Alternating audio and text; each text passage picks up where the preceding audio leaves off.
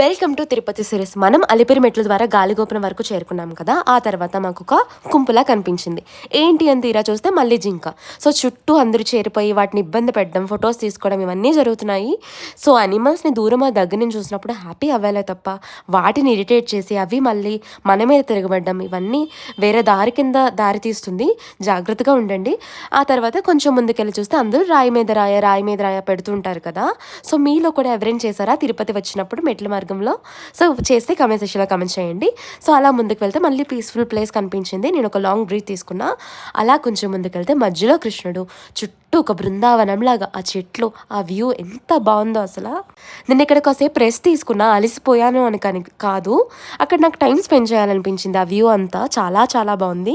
So ఇంకా అక్కడి నుంచి మళ్ళీ వెళ్ళాము. అక్కడ మేము మూకాల పర్వతం వరకు వెళ్ళాలి ఇప్పుడు. సో ఇక్కడికి వచ్చేసరికి ఇక్కడ అందుకే బ్రిడ్జ్ అయితే పెట్టారు. ఇంతకుముందు ఆ బ్రిడ్జ్ లేదంట, మూకాల పర్వతానికి ఇప్పుడే పెట్టారు. ఇప్పుడంటే నాకు తెలీదు, ఒక 2-3 ఇయర్స్ అయ్యిందంట. సో ముందు వీడియోస్ చూడకపోతే వెళ్ళండి. మీ ఎలా దర్శనం చేసుకున్నాం అనేది లాంగ్ వీడియోస్లో పెడుతూ ఉంటాను. వీడియోని ఇస్తే లైక్, షేర్ అండ్ సబ్స్క్రైబ్